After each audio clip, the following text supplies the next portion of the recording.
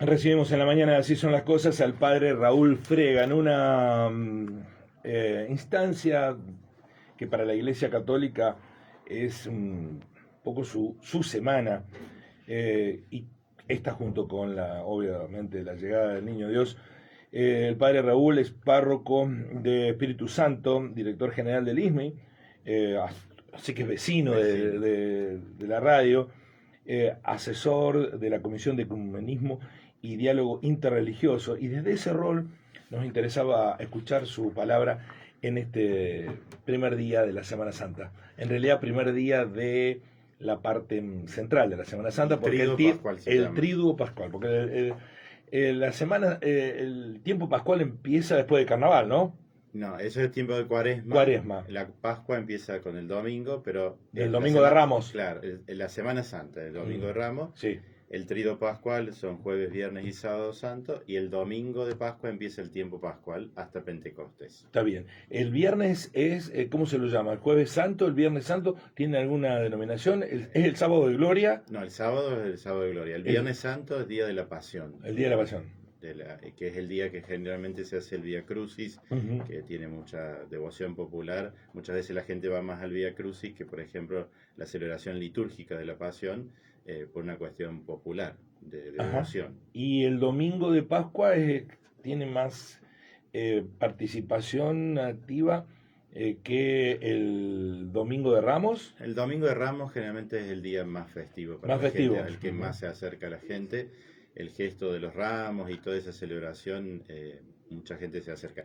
El domingo, como se distribuye entre el sábado de gloria, que el sábado de la noche hay una liturgia muy particular, donde se enciende el cirio, el agua, el templo está a oscuras. O sea, en estos días la liturgia cambia significativamente con varios signos. Entonces algunos van el sábado de la noche y otros van el domingo de Pascua. Se han, no sé cómo llamarlo, relajado un poco las tradiciones religiosas, no hacia adentro de la iglesia, sino en la relación con los fieles.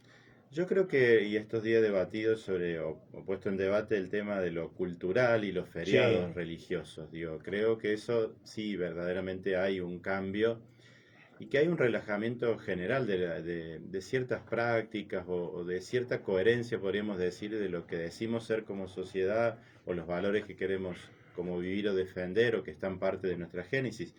Yo creo que pasa con los feriados religiosos y a veces pasa con algunos feriados patrios, digo, el 2 de abril, el 25 de mayo, hoy los trasladamos por feriados turísticos. Es como una pregunta de decir, bueno, ¿qué queremos verdaderamente? O sea, no solo le está pasando a la iglesia, sino le está pasando en todas las evocaciones. El domingo mismo, yo creo, por ejemplo, está sufriendo una transformación muy grande. Entonces se conjugan varias cosas, religiosas, sociales. El día domingo usted observa que está perdiendo... yo creo que identidad, hoy, sí, encontrar la palabra. Antes no sabemos detenernos como sociedad. Nosotros vemos los domingos en la catequesis, en la misa. A veces los chicos tienen más agenda que un día de semana, o las familias, en esto de hacer cosas que algunas son parte del descanso. O sea, el domingo en la cultura occidental, ¿qué significa? Un tiempo de frenarse, de pararse. Sí. Parte era para dedicarle a Dios. El domingo, la palabra dice Día del Señor en latín. Y sin embargo hoy vemos que no paramos. Nos cargamos de actividades los domingos. Yo veo a veces cuando voy a la misa para las 9 ahí en la capilla San José, a veces un movimiento espectacular de gente, digo, obviamente que baja el ritmo, pero hay un montón de actividades, algunas que hace bien, como al aire libre, propuestas culturales, pero a veces una salir y no parar. Vemos mucho el trabajo de mujeres los domingos, lo escuchamos de los chicos de la catequesis que dicen, no puedo venir a misa porque mi mamá está trabajando. Y creo que eso a mí me preocupa, digo, porque ¿cuándo paramos como sociedad? En estos días, hoy escuchaba, hoy es feriado para las escuelas, pero los chicos están cargados de actividades en el fútbol. Y digo, no tendríamos que parar a veces, no solo la dimensión religiosa, la voy a defender, soy creyente, y en eso también preguntarnos si los feriados tienen un sentido para vivir la fe. Creo que tenemos que de alguna manera repensarlos. Pero ¿por qué cargar de actividades cuando, por ejemplo, la ley en la educación dice hoy es un día para parar y lo cargamos de otras actividades? Como pareciera que tenemos un huequito y enseguida lo llenamos de actividades. Ahora, ¿la iglesia busca adaptarse a la sociedad o quiere que la sociedad siga adaptada a la iglesia? Pues, en algunas cosas, por ejemplo, mi mamá antes iba a misa. Ahora sigue la misa por los medios de comunicación, o por radio o por televisión. No vale igual. Depende de la condición de la persona, Ajá. si hay un impedimento físico, una Ujú. cuestión de salud o hasta de seguridad, lo vivimos en la pandemia. En la Sí, pandemia sí, mucha claro. gente vivió en la fe, ese es un extremo, digo, pero en el caso de personas que por ahí por diversos motivos no pueden llegarse, es un medio, por eso los usamos, digo, el obispo celebra toda la semana una misa para ser transmitida por los medios, Sí, eso sí. está dando, que le damos importancia. Obviamente que sí, yo no, es como la educación, es lo mismo la educación virtual que la presencial, Bueno. no, nada, nada sabemos que reemplaza el cara a cara. Bueno, por eso está el cara a cara también. Exactamente, por eso usé Le justamente, voy a citar una encuesta que se realizó en el 2008 y el 2019, una investigación del CONICET, que fue la primera encuesta nacional sobre creencias y actitudes religiosas. El último dato es del 2019, ya tiene 5 años, porque además tocaba hacerlo este año y aparentemente el gobierno no va a destinar recursos para que se haga, pero comparó qué pasaba con la adscripción religiosa en el 2008 comparada con el 2019. Y en el 2008 había, según la encuesta realizada, 2.400 casos en todo el país, un 76,5% de adhesión al catolicismo, adscripción religiosa. 76. 76 de cada 100 católicos. Eso bajó al 2019 a 63. De 76 a 63. ¿Qué creció mucho? La no filiación religiosa. Podemos decir que son agnósticos, ateos, que no es lo mismo, pero la no filiación religiosa. En el 2008 había 11 personas de cada 100 que no creían en nada. Ahora son 19, de 11 a 19. Cuando digo ahora es 2019, insisto, no está actualizado. ¿Qué pasó con las iglesias evangélicas? En el 2008, 9 de cada 100 eran evangélicos, de 9 pasaron a 15, casi se duplican. Los testigos de Jehová, los mormones, eran 2 cada 100 y bajaron a 1 cada 100. En realidad 2, 1, 1, 4, pero yo lo doy para que se tenga referencia. Otras religiones, una persona y se mantiene. ¿Por qué cree que pasó eso? Y si eso se ha consolidado en el tiempo. Ese periodo, digo yo, no tiene contemplada la segunda etapa del pontificado de Bergoglio. Con hay lo cual, algunos estudios, conozco los sociólogos, he sí. estudiado en la UBA con ellos, ¿Qué hicieron este trabajo? que hicieron ese trabajo. Bueno. Nosotros participamos en un trabajo en la pandemia, en la diplomatura, Ujú. con esos mismos sociólogos. En la UBA hay los mejores sociólogos en religión del país y que luchan mucho por ese trabajo. Perdió Evidente, la Iglesia Católica, está recuperando. Yo tengo la percepción que el Papa Francisco ha acercado nuevamente a católicos a la Iglesia. Pero ¿sienten esa pérdida? Sigue siendo, por supuesto, la inscripción sí, católica la mayoritaria. evidentemente que la institucionalización de la fe que se da en la Iglesia Católica, en ciertas costumbres y prácticas, y tal vez eso es lo que apunta a esa identificación de la encuesta, obviamente que ha bajado por el crecimiento de la Iglesia evangélica Ujú. o porque también hoy la identidad religiosa es como más dispersa. No sé si alguien se denomina católico, pero a lo mejor hace prácticas de un católico, pero cuando le preguntas en una encuesta, ¿sos católico?, lo identifica con una estructura, con una identidad, con un montón de prácticas y entonces dice, no soy católico. Ajá. Porque hoy hay un gran crecimiento de la espiritualidad. No es una justificación eso, padre Raúl. O sea, dice, hay católicos que no dicen que son católicos. No, es también contemplar cómo se vive hoy la fe. Ujú. Y creo que desde ese lugar nosotros, por ejemplo, hacemos nuestro acompañamiento de la gente. Como te decía, el Domingo de Ramos, te aparece un montón de gente que no lo ves nunca en la Sí. misa y va al Domingo de Ramos.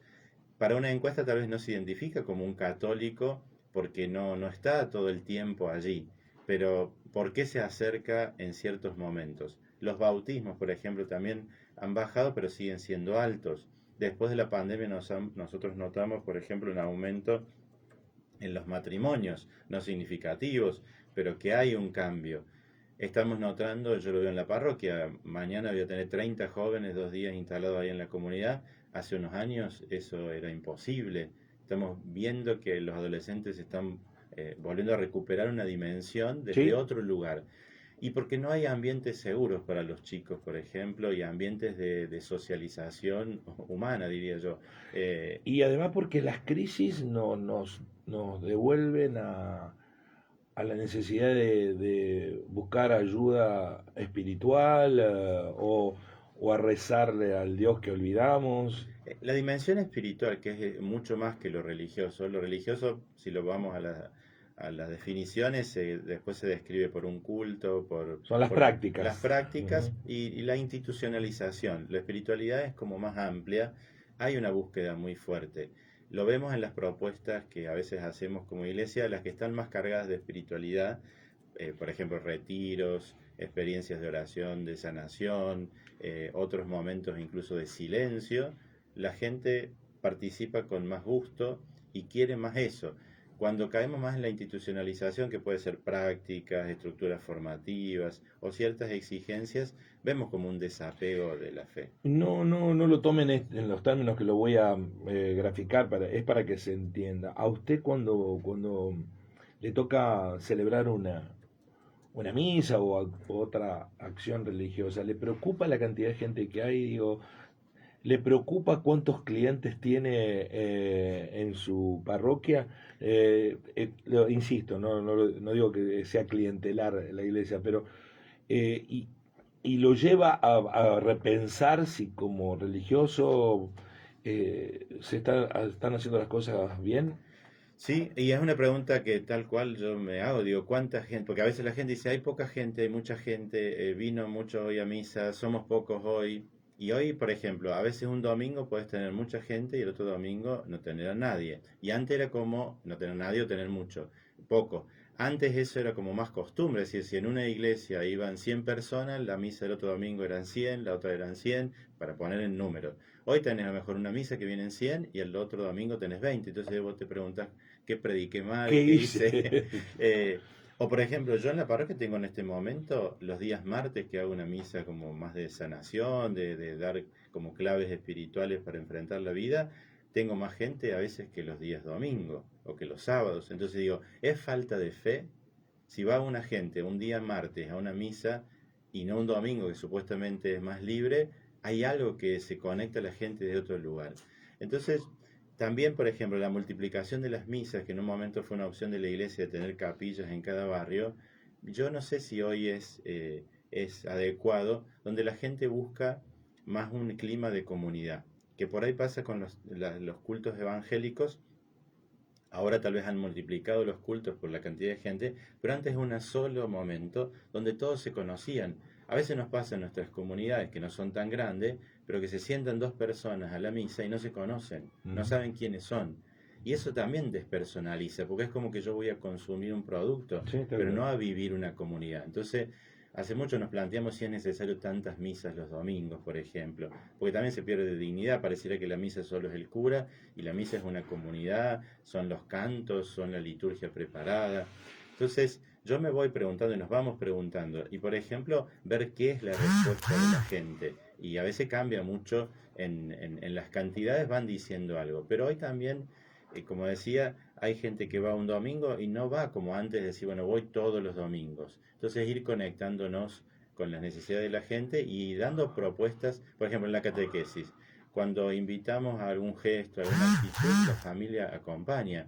Después tal vez no puede sostener esto de todos los domingos, porque también el ritmo, como decías, alocado. Sí, sí, sí. Del golpe le parece que ese chico tiene que ir al club, tiene que ir a la escuela, tiene que ir a tantas actividades que lo vemos en la vida cotidiana. Hoy los chicos tienen una agenda que para mí es demasiado de adulto. Está con nosotros el padre Raúl Frega, ya hubo el juego con mis compañeros, pero quiero no dejar pasar, lo citó dos veces, las misas de sanación, porque nos han referenciado que están ocurriendo cosas muy interesantes en esa misa de sanación, que está además de yendo mucha gente, encontrándose con expresiones personales infrecuentes en celebraciones religiosas. ¿Esto está sucediendo?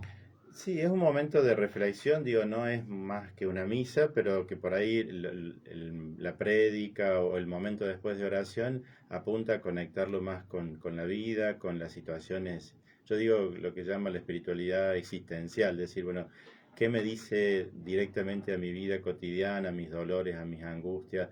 Y también saber, hay una teoría que está sostenida por varios investigadores, de que la salud también tiene una implicancia espiritual, psicológica.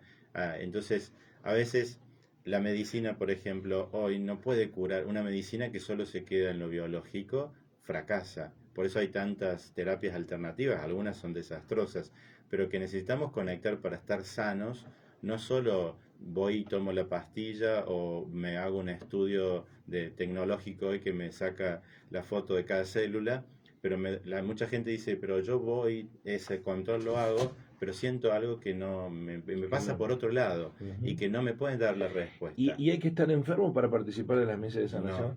no, porque es buscar la integralidad de la vida, o sea, descubrir la sanación o la salud, no la entendemos solo como algo que pierdo cuando me enfermo en el sentido de que me pasa algo, sino también cómo vivir sanamente en lo Sí. cotidiano y en lo A existencial. veces se la mira con recelos de la propia iglesia a las misas de sanación. Yo recuerdo que el padre Puñata, que hacía misa de sanación en reducción, a veces era cuestionado, no, no públicamente, ¿no? Hasta por algunos religiosos, por lo bajo. ¿Por qué? Depende también cómo se realice la misa o las Ajá. ciertas prácticas. Y también es cierto que ahí yo trato de evitarlo, digo, no hacer lo que decimos un show de ciertas experiencias. Y también hay que ser muy cuidadosos en cómo acompañar a la gente, porque muchas personas que se acercan a esos espacios son desde su vulnerabilidad. Y uno tiene que estar atento también yo tengo personas ahí que acompañan, que tratamos de detectar si hay algún caso para ver cómo acompañar esa situación, no generar falsas expectativas, también contener en lo emotivo. Hay gente, bueno, que va verdaderamente con una enfermedad terminal o con situaciones psicológicas o espirituales que necesitan un acompañamiento y donde uno no puede decirle, bueno, yo siempre digo, miren, acá no vengan a buscar un milagro o buscar una sensación rápida, porque si no, ahí yo le estaría falseando. Acá se puede iniciar un camino que también supone que cada uno piense qué me está enfermando, decir, qué tengo que cambiar en mi vida cotidiana. Si no es como decir, bueno, voy a ese lugar, compro la bendición y me voy. Y esas propuestas, que muchas veces también lo encontramos en terapias alternativas, empiezan a manipular la necesidad Ujú. del otro. El padre Raúl Frega está con nosotros en este Jueves Santo hablando de las celebraciones religiosas, pero también del rol de la iglesia en este momento en la sociedad, en la nuestra y en el mundo todo. Mayra, Alejo. Sí, buenos días, padre. Buenos días, Yo Mayra. le quería hacer dos consultas. Una tiene que ver con el hecho de las celebraciones religiosas en términos de las nuevas generaciones. Por ejemplo, los casamientos y bautismos, que puede ser que la religiosidad o la práctica religiosa quedó abocada solo a una generación y, por ejemplo, ahora hay nuevas generaciones que ya no celebran los casamientos en las iglesias, como así también los bautismos. Quizás hay familias que deciden no bautizar a sus hijos o hijas. ¿Es una percepción mía o es algo generalizado, algo cíclico que sucede? No, hay un cambio sí en las prácticas. Por ejemplo, casamientos. Yo ahí en la iglesia de San José tengo muchísimos. Antes la gente como que se casaba y después tenía hijos y proyectaba la familia. Hoy muchas veces pasa, la mayoría de los casamientos, experiencias de que tienen hijos, hacen un camino juntos y después descubren muchas veces que les falta algo. Yo digo, ¿por qué vienen a casarse si ya supuestamente tienen todo lo que naturalmente una familia tendría, que es 10 años de convivencia, hijos, han hecho, y me dicen, nos falta algo? Es como que la experiencia de descubrir ese sacramento que para nosotros es desde otro lugar. Antes a lo mejor era como una práctica institucionalizada, es decir, para tener hijos, incluso a veces te lo dicen, porque vamos a tener hijos queremos casarnos. Digo, no, no hace falta, pero sí descubrir que hay una dimensión distinta, entonces vivir la fe de otro lugar. En el caso de los bautismos hay padres que prefieren que los hijos después tomen esa decisión. Hay todo un debate ahí que se podría hacer, Pero los bautismos siguen siendo altos y a veces son las celebraciones que más se acerca gente que por ahí no practica lo habitual, pero sí bautiza a sus hijos. Hay una disminución en este sentido, como decía recién Guillermo, que lo reflejan las encuestas, por ascripciones al mundo evangélico o por algunas otras prácticas, pero todavía sigue estando presente muy fuertemente.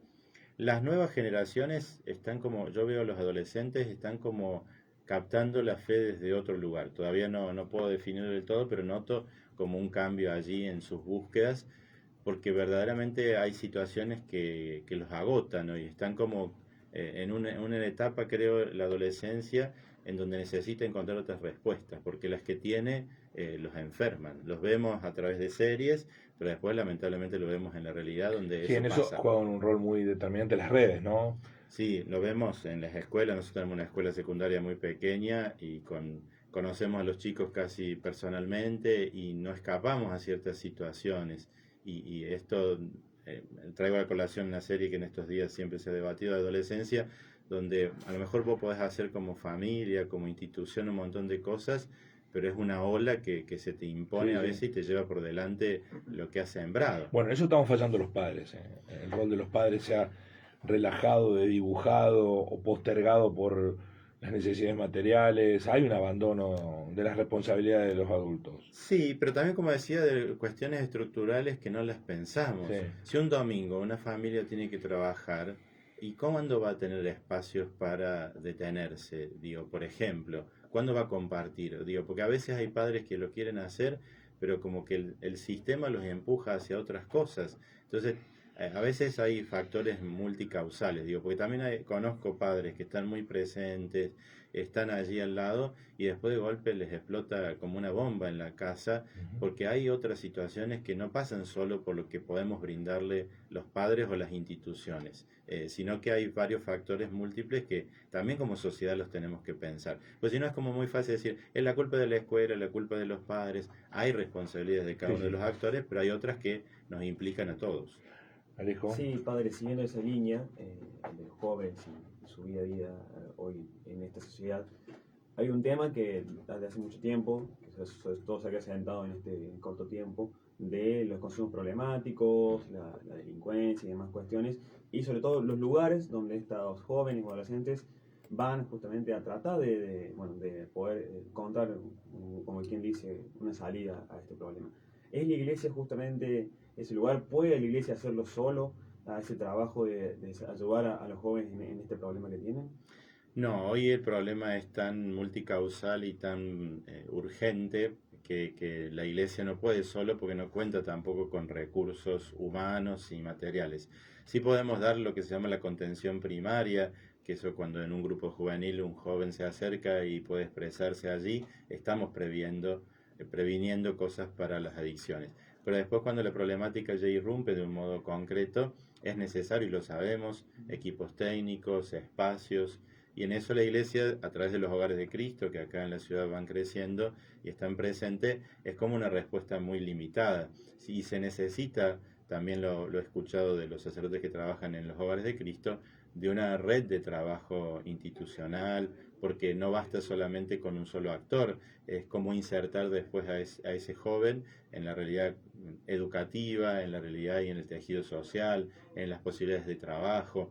Entonces, también las estructuras que teníamos la iglesia hace unos tiempos eran como más afines a poder encontrar espacios de contención en Cáritas, en otros lugares de trabajo. Hoy estamos como desbordados en ese sentido y se necesita la acción del Estado, que el Estado tampoco puede. Yo me acuerdo en una consulta para el SINO hace unos años, un organismo del Estado nos dijo, nosotros tenemos los recursos pero no llegamos al territorio.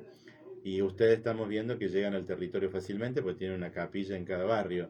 Y yo le digo, nosotros no tenemos los recursos. Entonces, en ese sentido, por ejemplo, en ese caso, que era el PAMI, nosotros pasamos datos de abuelos que conocíamos de vulneración en los barrios y se les pudo dar una asistencia, porque nosotros era fácil recabar esos datos. Yo le decía a los ministros de la comunión, tráiganme dónde hay abuelos y los conocemos, y se lo dimos al organismo que dio el recurso. Y ellos, a lo mejor, para obtener esos datos necesitaban un montón de tiempo y no tenían la estructura. A veces ese trabajo conjunto es el que termina beneficiando a la sociedad. Está con nosotros el padre Raúl Frega. Dos últimas referencias. La primera, esa pérdida de 13 fieles en 10 años de un universo de 100. ¿No puede también mirársela desde un lugar más político y social de la iglesia? ¿No le faltó protagonismo social a la iglesia? No, no es el caso suyo, que lo tiene, y de otros muchos sacerdotes, porque como en cualquier colectivo social hay distintas miradas. Hay una iglesia de los pobres, hay una iglesia de los ricos, eso es la verdad. Pero ¿no le faltó mayor injerencia, mayor protagonismo social a la iglesia frente a lo que le pasa a sus pares, digo, a los que viven en las ciudades con la realidad de las localidades o en las provincias o lo que pasa en el país? Ahí creo que se puede ver de distintas maneras, porque la Iglesia ha tenido un involucramiento hasta tal punto que algunos dicen que el Papa es de un partido, Peronista, o Papa cuando peronista. hablamos de ciertos temas sociales, a mí me han pegado fuertemente. Sí, sí. Y Por eso lo salvo, porque usted también se metió en estos berenjenales, no solo en Río Cuarto, sino cuando estaba en Ucacha, ¿no? exactamente. Entonces, a veces cuando ahí, como decimos, si nos involucramos, hay una parte de la sociedad que a veces es la que maneja la opinión pública o ciertos artilugios del poder, que prefiere que nos silenciemos y nos callemos, o que no ingeramos, decir, bueno, el padre tiene que hablar de la fe y celebrar la misa, pero Sí. no tocar temas sociales. Lo vemos del Papa, digo, en Argentina la figura de Francisco ha sido una de las figuras más cuestionadas en los últimos años, y precisamente por su injerencia social. Yo creo que la Iglesia está presente en lo social, en el trabajo cotidiano que hace en muchos aspectos. Creo que hay varios factores. Por ejemplo, la Iglesia chilena, que tuvo una fuerte injerencia en la dictadura, a diferencia a veces de la jerarquía en general argentina, ha sufrido después una terrible situación por el tema de los abusos, por ejemplo. Entonces, vemos también que la Iglesia, cuando no cuida varios aspectos de su organización, de su vivencia, también cómo presentamos la fe, porque a veces la gente también quiere que le presentemos a Dios y no solo opciones políticas y sociales. Es como una conjunción de varios factores. Yo no diría que la Iglesia en general no ha estado involucrada, pero sí a veces pareciera que debe conjugar mejor varios factores. Digo, por ejemplo, la educación que hemos brindado en estos últimos años, 30, 40 años, en algunos pueblos, solo las opciones educativas fueron por parte de la Iglesia. Digo, hay varias acciones donde estamos muy presentes. Yo lo veo, los hogares que maneja la Iglesia de ancianos, ya sea religiosos o culturales. Las escuelas siguen siendo profundamente apreciadas. Yo tengo 100 solicitudes por año para 33 alumnos que entran en el ISMI, y así nos pasan a mucho. Las obras que la Iglesia tiene para la sociedad aún siguen siendo valoradas por encima de esas encuestas. Después, cuando vamos a las prácticas religiosas, allí hay una dispersión. Entonces, hablar de iglesia es hablar también de distintos aspectos. Bueno, para usted, ¿cuál es el día central de la Semana Santa? Si a un católico no practicante le diría, hagan esto. Y nosotros decimos que no hay cruz sin resurrección, y no se puede llegar a la resurrección sin la cruz, porque en definitiva es un misterio de la vida misma. Yo creo que un momento central es la adoración de la cruz, ya sea en la celebración, en el Vía Crucis, que la gente naturalmente se acerca y tal vez es uno de los gestos más populares, pero si nos quedamos solo en la cruz y en el dolor y en la muerte, como a veces pasa en la vida, es como que nos hundimos. Para nosotros la cruz y el dolor es parte de la existencia, le encontramos un sentido en Jesús, pero también tenemos que descubrir la fuerza de la luz y de la esperanza y de la vida resucitada, que la celebramos en dos momentos concretos, el sábado a la noche con una liturgia que es muy bonita, y el domingo de Pascua. Entonces diría, son los dos momentos, pero... Hay no mucha queda... gente que elige el viernes, ¿no? La visita a las iglesias, Sí. mucho caminante. Sí. Es que conecta a la gente ahí con su experiencia. Me acuerdo de cuando era seminarista, leí un artículo de por qué peregrinar a Cristo Reducción, por ejemplo, en nosotros o en otros lugares. Decir, bueno, ¿no parece algo masoquista llegarte a un lugar donde ves a un muerto? Y esta era como la provocación del artículo. Y descubrí que mucha gente, sobre todo a veces los más sencillos, los sufrientes, en ese gesto encuentran fortaleza. Hay un momento en la celebración del Viernes Santo que se acercan a besar la cruz y uno ve gente conmovida. Y a veces me han dicho la gente, yo ese momento del año es como que entrego todas mis cruces, mis dolores, todo lo que he vivido a lo largo del año y siento paz y siento fortaleza. Es que necesitamos darle un sentido a veces al dolor. ¿Quién no experimenta a lo largo de un año dolor? Y necesitamos como descubrir un sentido a ese dolor. Pero la espiritualidad que se queda solo en la cruz es como que se queda a mitad de camino. Necesitamos también la fuerza de la Pascua. Padre Raúl, gracias por venir. Lo sentimos un amigo de la casa Igualmente. nos gustaría que para nuestros oyentes que son católicos, religiosos, deje su mensaje pascual. Bien, como decía recién, que podamos en estos días acercarnos no solo a la celebración concreta, sino a este misterio que está en lo profundo de nuestro corazón, de ver cómo llevamos nuestros dolores y cómo también le traducimos en esperanza. Y también a los que no son por ahí católicos o creyentes, este es un misterio de la vida humana. Entonces, animarlos también a que se pregunten cómo llevan sus dolores y cómo le dan sentido también desde la esperanza a la vida. Y bueno, y para todos los que son creyentes, les doy la bendición para que Dios los acompañe en esta Pascua y les conceda la gracia de ser transformados por la fuerza de Cristo. Gracias, Padre, por venir. Y tengo oyentes que me preguntan a qué hora es la misa de sanación. Los martes. Son los martes a las 20 horas. Este martes va a haber un momento especial con una mujer, Bettina Raed, que es directora internacional de la obra de la Red Mundial del Papa, porque nosotros después de Semana Santa estamos en un encuentro. Yo voy a estar no va a haber misa este martes, pero si no, habitualmente son los martes a las 20 horas. Pero aprovechando ya que la pregunta, este martes viene esta mujer que es una responsable a nivel mundial de una obra, es una de las primeras mujeres en conducción de la iglesia y es argentina. Va a estar visitando a los sacerdotes, después va a estar en la parroquia a la tarde de una obra que se llama Red Mundial de Oración del Papa, y es notable que como mujer ocupe ese lugar, es la primera mujer que está ocupando este lugar. Y va a dar un momento de oración. También yo el otro día le decía a la gente, no venga solamente a la misa, también aprovechen espacios donde una mujer puede hablar de Dios y lo hace de una manera muy tierna, muy cercana, y también conocer la experiencia de que hay mujeres que en la iglesia lideran. Gracias, Padre, muy amable. Gracias a Felices ustedes. Pascua para usted también. Igualmente. Interesante esto de la mujer. Sí, yo con los adolescentes trabajo de ese movimiento, y ella fue elegida el año pasado vicedirectora internacional.